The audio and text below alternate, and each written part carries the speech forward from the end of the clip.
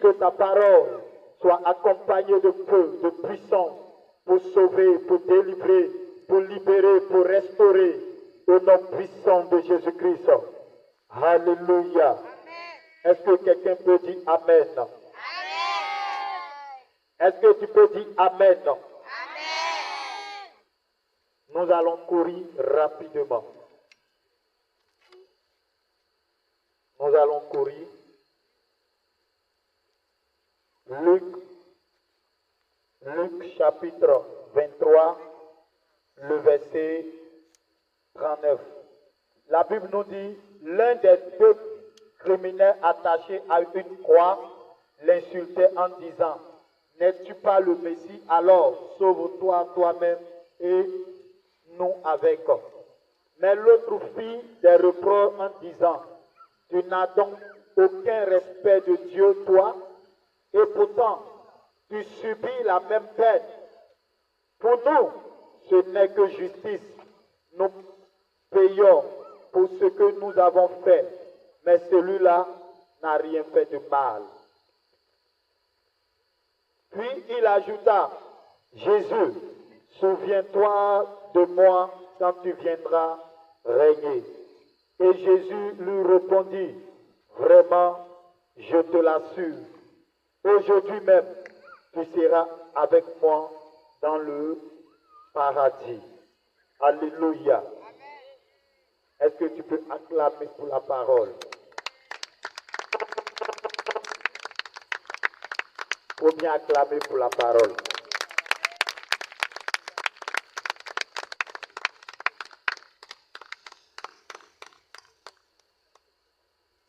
Alléluia.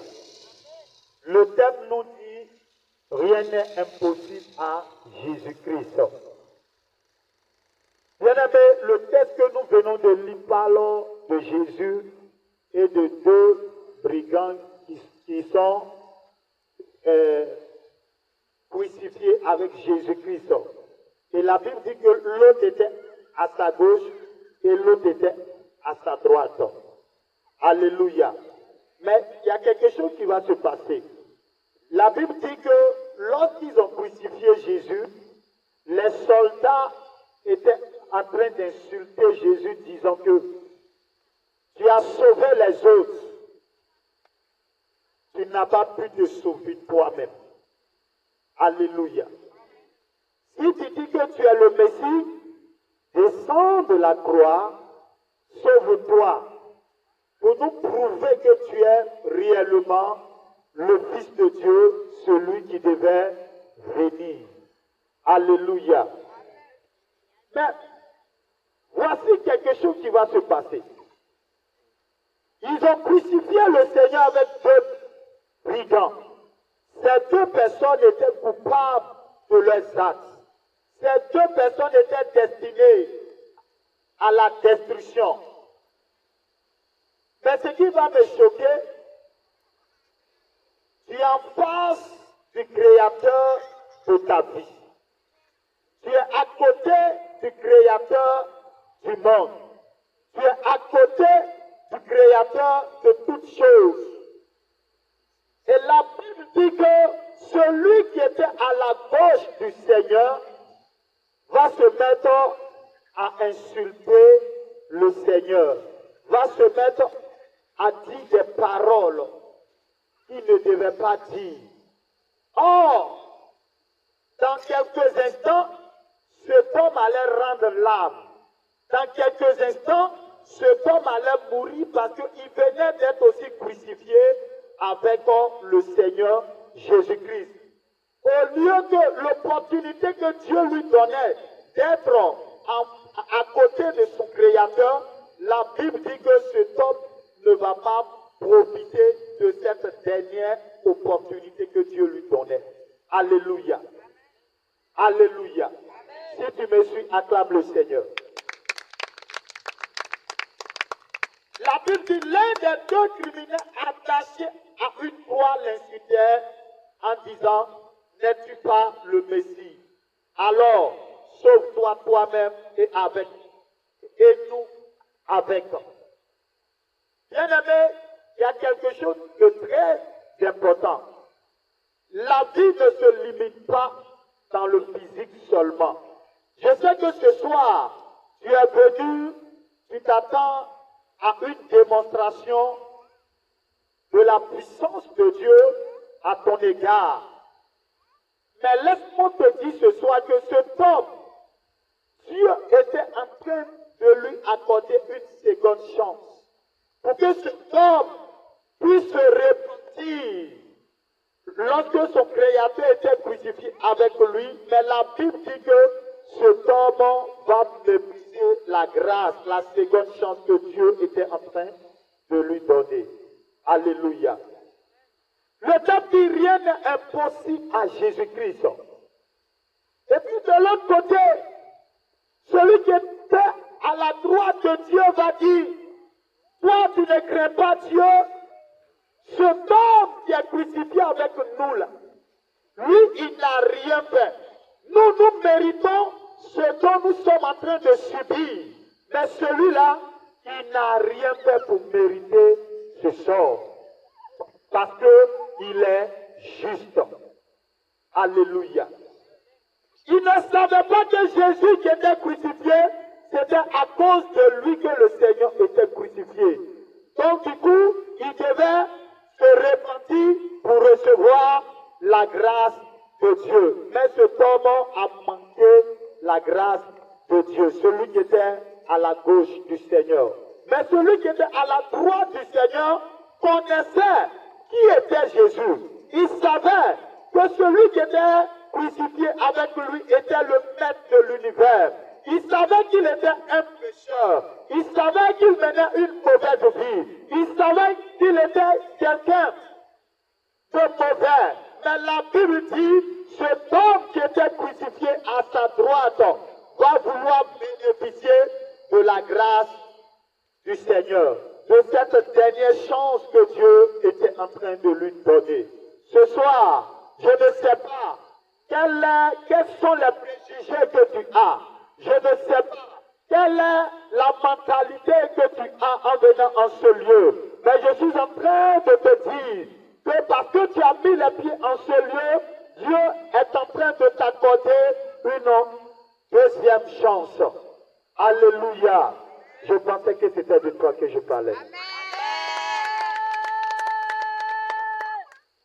Cet homme, c'était un brigand. Cet homme, lui, son mal, c'était que c'était quelqu'un qui détruisait des vies. C'était quelqu'un qui volait. C'était un assassin. C'était quelqu'un qui détruisait ses amis, ses connaissances. Il pouvait te remarquer, aller chez toi et puis te faire du mal. Alléluia. Mais la Bible dit que ces personnes étaient crucifiées avec quelqu'un de très important. La troisième personne, c'était Jésus-Christ de Nazareth. Jésus, le Créateur des cieux et de la terre. Jésus, celui qui a ouvert les yeux des aveugles. Celui-là qui a empêché cette femme qui avait été surprise en flagrant délit d'adultère d'être lapidée. C'est ce Jésus qui venait d'être crucifié. Parce que Jésus était venu dans le but de payer le prix du péché de l'homme. Jésus était venu dans le but de sauver l'humanité. Alléluia. La vie ne se limite pas à cette vie physique seulement. Et le deuxième brigand qui était à la droite de Jésus-Christ connaissait ces choses. Il savait qu'il y avait un jugement. Il savait que le Seigneur Jésus était le Messie. Il savait que ce Seigneur pouvait l'aider. Et la Bible dit que cet homme va saisir la deuxième chance que Dieu était en train de lui donner. Alléluia. Est-ce que ce soir, tu es venu pour saisir cette deuxième chance que le Seigneur est en train de te donner? Plusieurs ont pensé que s'ils avaient de la richesse, ils allaient avoir la paix du cœur. Plusieurs ont pensé que s'ils avaient le mariage, ils allaient avoir la vie, le salut. Mais laisse-moi te dire, mon frère, ma soeur, il y a quelqu'un qui te manque, cette personne qui avait été crucifiée, la troisième personne qui était venue dans le but de payer le prix de ton péché, le prix de mon péché, il s'appelle Jésus-Christ de Nazareth. La Bible dit que rien ne lui est impossible. Il est capable de changer les données. Et raison pour laquelle ce brigand à la droite avait dit, Seigneur, si tu reviens, souviens-toi de moi. Alléluia. Imagine quelqu'un qui a mal vécu. Quelqu'un qui a passé tout son temps loin de Dieu. Et puis Dieu vient de lui accorder une seconde chance. Et à ce moment précis, il devait profiter de cette grâce. Celui de sa gauche a raté cette grâce parce que lui, il se limitait dans son esprit, dans sa pensée à cette vie terrestre seulement. Mais celui de sa droite savait qu'après cette vie, il avait encore une autre vie. Et que cette vie-là, il fallait saisir cette grâce, cette opportunité que Dieu était en train de lui donner. Alléluia. Alléluia. Et la première des choses que cet homme va faire, cet homme va se repentir. Jésus ne peut pas agir dans ta vie si tu ne te repens pas. La puissance de Jésus peut se limiter dans ta vie si tu ne te repens pas. Alléluia. Cet homme va dire, nous sommes en train de subir la peine de notre crime, la peine de notre mauvaise vie. Mais cet homme, lui, il n'a rien fait. Et ces paroles qu'il est en train de dire, il est en train de reconnaître qu'il était un pécheur. Il est en train de reconnaître qu'il avait mal vécu. Ce soir, toi qui m'entends, toi qui es dans ta maison, toi qui es en train de passer, mon frère, ma soeur, le Seigneur veut t'accorder une seconde chance. Peut-être que tu ne vas pas terminer cette année 2024. Tu entends ma voix. Peut-être que le nombre de tes années est en train de s'achever sur la terre. Et tu entends ma voix. Ce brigand, sa vie était en train de prendre fin. Il a profité de la grâce de Dieu. Cette grâce qui était crucifiée avec lui à la croix. Oh mon frère, ma soeur, toi qui m'entends, quels sont les préjugés, quels sont les enseignements qui sont dans ton esprit? Tu as des préjugés à l'égard de Jésus-Christ. Tu as des préjugés qui disent que Jésus est un prophète, qui disent que Jésus est un homme ordinaire, qui disent que Jésus n'est pas le Fils de Dieu, qui disent que Jésus n'est pas le créateur du monde, qui disent que Jésus n'est pas le créateur de toutes choses. Mais ce soir, je suis venu te dire que Jésus est le créateur du ciel et de la terre. Il est le créateur de l'univers. Il est celui qui fait tout pour toi. Il est celui qui peut changer ta vie. Il est celui qui peut donner une nouvelle opportunité à quelqu'un ce soir. Il est celui qui peut te donner la délivrance ce soir. La Bible dit, ce brigand était condamné pour l'enfer. Malgré sa condamnation, la Bible dit qu'il va se rapprocher de Dieu dans la repentance. Il va plaider pour son sort. Cet homme va plaider pour son sort.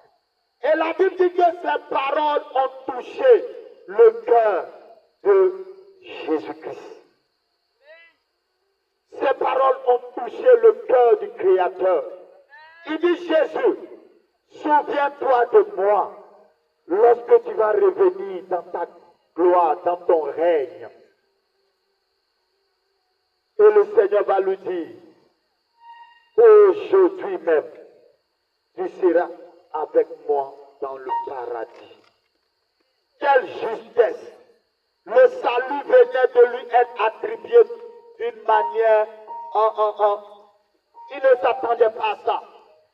Mais le salut venait de lui être accordé. Le salut venait d'être accordé à ce brigand qui était à la droite du Seigneur Jésus-Christ. Il venait d'être sauvé.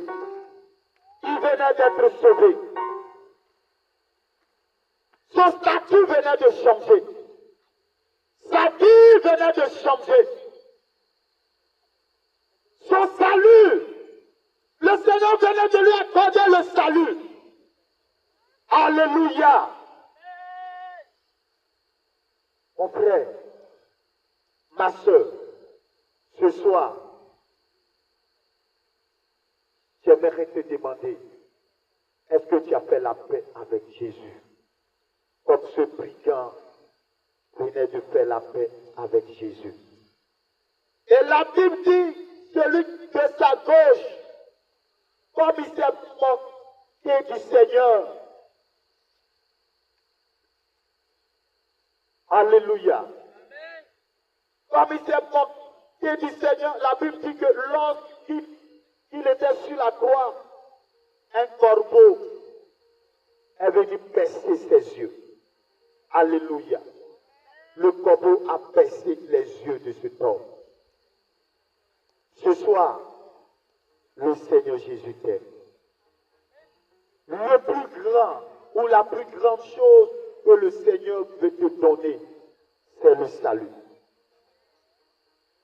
Et le salut, personne d'autre ne peut te donner le salut si ce n'est Jésus. C'est pourquoi nous disons rien n'est impossible à Jésus. Rien. Cet homme qui était condamné pour l'enfer venait d'être sauvé. Ce soir, je ne sais pas ce que tu traverses, mais si tu te répands, si tu donnes, tu reconnais tes péchés, tu reconnais tes fautes comme cet homme, ce brigand qui était à la droite du Seigneur. Bien-aimé, le Seigneur va te pardonner. Le Seigneur va te donner le salut. Le Seigneur va te donner la délivrance. La Bible dit, celui qui casse ses transgressions ne peut pas prospérer. Quelle est la transgression qui est en train de te conduire sur le chemin de l'enfer? Ce soir, cet homme, lui, il était un brigand. Il menait une mauvaise vie. Mais il a été sauvé de justesse. Quelle est la vie que toi tu mènes? Est-ce le broutage? Est-ce le vol? Est-ce la drogue? Bien-aimé, Jésus te donne une seconde chance ce soir. Et cette chance qu'il te donne, tu ne dois pas la mépriser. C'est pourquoi toi qui n'as pas encore accepté Jésus, donne-lui ton cœur pour ton salut. Et la Bible dit, celui qui n'a pas Jésus ne peut pas hériter la vie éternelle. Celui qui n'a pas Jésus-Christ ne peut pas dominer le péché. Celui qui n'a pas Jésus-Christ ne peut pas dominer les situations de sa vie. Lorsque tu reçois le salut, tu acceptes Jésus, tu te répands et que tu acceptes Jésus, la Bible dit que tu deviens une nouvelle personne. Une personne nouvelle, une nouvelle création. Et lorsque tu deviens une nouvelle création, la Bible dit que le Seigneur marchera avec toi. Le Seigneur te délivrera. Le Seigneur te libérera. Alléluia. Ce soir, lorsque nous lisons le livre de Matthieu, chapitre 8, celui parle d'un centenier. Le centenier, c'était quelqu'un qui était dans l'armée. Cette personne conduisait 100 personnes. La Bible dit qu'il connaissait Jésus. Il savait qui était Jésus. Il savait que Jésus était le maître de l'univers. Il avait entendu parler de Jésus. Il avait vu Jésus, entendu que Jésus faisait des miracles, que Jésus guérissait des malades, que Jésus ressuscitait des morts. Alléluia.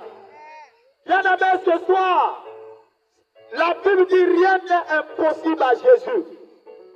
Mais si Jésus n'agit pas dans ta vie, cela veut dire que c'est toi qui l'empêche d'agir dans ta vie parce que tu refuses de collaborer avec lui. Tu refuses d'avoir la foi en Jésus. La Bible dit que ce centenier va se déplacer parce que son serviteur était malade. Et lorsque ce centenier s'est déplacé, il est venu voir Jésus en lui disant, « Maître, mon serviteur est couché chez moi, il est malade, il souffre. Je veux que Seigneur, tu puisses guérir mon serviteur. » Alléluia. Alléluia. Amen. Alléluia. Amen. Ce qui peut empêcher un homme de voir la gloire de Dieu, c'est le manque de foi en Jésus. Et la Bible dit, cet homme va se déplacer. Jésus va dire, je vais aller chez toi pour guérir ton serviteur. Cet homme va dire, non maître, je ne suis pas digne que tu entres dans ma maison. Mais dis seulement un mot et mon serviteur sera guéri. Le thème dit, rien n'est impossible à Jésus. Jésus s'est tourné vers ses disciples en disant, depuis que je suis en Israël, je n'ai jamais vu une personne avoir une foi comme cet homme. Et la Bible dit, s'est tourné vers ses serviteurs en leur disant, ses disciples en leur disant, je vous le dis, il y a des personnes qui viendront de très loin, qui viendront souper avec Abraham, Isaac et Jacob dans le royaume des cieux. Ce soir, je te pose la question. Est-ce que tu es digne d'aller souper avec Abraham, Isaac et Jacob dans le royaume des cieux? La question que je te pose, est-ce que tu es sauvé? Est-ce que tu as fait du Seigneur Jésus l'auteur de ta vie, le salut de ton âme, le salut de ta vie? Le Seigneur venait de dire une parole pour dire, oui, cet homme, je n'ai jamais vu une si grande foi. Et la Bible dit, le Seigneur va se tourner vers cet homme pour lui dire, va, ton serviteur est guéri. Et la Bible dit, à l'heure même que le Seigneur a parlé, son serviteur fut automatiquement guéri. Acclamez Jésus pour cette parole. La révélation qui est dedans, le Seigneur dit, cette personne avait la foi en lui. Est-ce que ce soir, tu as la foi en Jésus-Christ? Quelle est la couleur de ta foi vis-à-vis de Jésus? Est-ce que tu connais Jésus? Est-ce que tu lui as donné ta vie? Est-ce que tu crois au Seigneur Jésus? Quelle est la situation que tu traverses? Quel est le problème que tu traverses? Le brigand, le Seigneur venait de le sauver de justesse, sinon qu'il partait en enfer.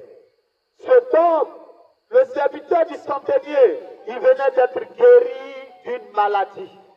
Mais si son serviteur a été guéri de la maladie et qu'il n'a pas donné sa vie à Jésus, il ne pourra pas être sauvé. C'est vrai qu'il a reçu la guérison, mais son salut n'est pas garanti s'il ne reçoit pas Jésus comme son Seigneur et son Sauveur. Ce soir, le problème que tu as, le Seigneur va te délivrer de ce problème. Mais cela ne garantit pas ton salut si tu n'as pas fait alliance avec le Seigneur en lui donnant ta vie, ton cœur, ton âme, ton esprit. Si tu ne le reçois pas comme ton Seigneur et ton Sauveur, La guérison qu'il va te donner, ça va te permettre de bien vivre sur la terre. Mais après la mort, si tu n'as pas donné réellement ton cœur à Jésus, tu vas aller de l'autre côté. Tu vas perdre la vie de Dieu. Tu ne pourras pas souper avec Abraham. Tu ne pourras pas manger avec Isaac. Tu ne pourras pas manger, te réjouir avec les rachetés de Dieu. Ce soir, je veux que tu sois un racheté de Dieu. Je veux que ton cœur soit tout entier à Jésus-Christ. Je veux que tu quittes ici en donnant ta vie au Seigneur Jésus. Et le reste des choses te sera donné. Alléluia. Si c'est un travail que tu cherches, Jésus va te donner le travail. Si c'est un examen que tu es en train de chercher, Jésus va te donner ton examen. Si tu es pourchassé par les démons, par les esprits, le Seigneur va te délivrer. Parce que moi, je lui fais confiance. Et je sais que si tu es venu pour le rencontrer, il va te visiter. Mais ce soir, donne-lui ta vie. Donne-lui ton cœur. Et il agira en ta faveur. Alléluia. Alléluia. Alléluia. Alléluia. Vous regardez combien de fois le Seigneur nous aime. Vous regardez combien de fois le Seigneur nous aime. Même sur la croix. Si même le brigand qui était à sa gauche, s'il avait reconnu que Jésus était le Seigneur des Seigneurs, s'il avait reconnu que Jésus était celui-là qui était venu pour le racheter, pour le sauver du péché, pour le sauver de l'enfer, il allait être aussi sauvé. Mais il a bafouillé la grâce. Quels sont les préjugés de ton cœur? Quels sont les préjugés de ton âme? Quels sont les enseignements qui t'ont donné? Et depuis lors, tu es loin de Dieu. Tu ne veux pas accepter Jésus. Bien-aimé, ce soir, laisse-moi te donner cette parole de sagesse. Au jour du jugement, la Bible dit que chacun va rendre compte à Dieu. C'est pourquoi, ce soir, sauve-toi de cette génération pécheresse en donnant ta vie à Jésus.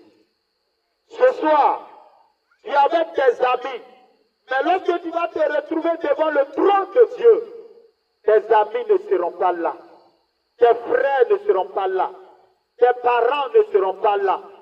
C'est pourquoi donne ta vie à Jésus. Alléluia. Si tu donnes ta vie à Jésus, la Bible dit que ton nom sera inscrit dans le livre de vie. Et si ton nom est inscrit dans le livre de vie, bien-aimé, tu auras la vie éternelle, la vie de Dieu. Tu vas vivre avec le Seigneur Jésus. Si tu le reçois maintenant, tu vas commencer à vivre cette vie éternelle sur la terre. Et cette vie éternelle va t'accompagner dans le royaume de Dieu. Alléluia. Gloire à Jésus. Jésus nous aime. Jésus ne veut pas qu'on se perde. Sinon que Jésus, lorsqu'il est venu, la Bible dit que c'était pour nous sauver. Il a été crucifié, il est mort et il est ressuscité le troisième jour pour te dire qu'il a le pouvoir sur la mort et sur la vie. Rien ne lui est impossible. Si Jésus dit oui dans ta vie, personne ne peut dire non. S'il dit qu'aujourd'hui il te bénit, personne ne peut dire non. Satan ne peut pas dire non. Même le plus puissant féticheur, marabout, sataniste ne peut pas dire non. Il est tellement grand qu'il maîtrise la mer. Il est tellement puissant qu'il maîtrise les océans. Il est tellement grand qu'il maîtrise tout l'univers. Parce que c'est l'œuvre de sa main. C'est pourquoi ce soir, donne ta vie à Jésus. Cette croisade, c'est sur 3 jours. Aujourd'hui est le premier jour. Je veux que tu fasses la paix avec le Seigneur ce soir. Fais la paix avec le Seigneur. Je vais te rendre ce témoignage. Ce témoignage, je le rends tous les jours. J'étais à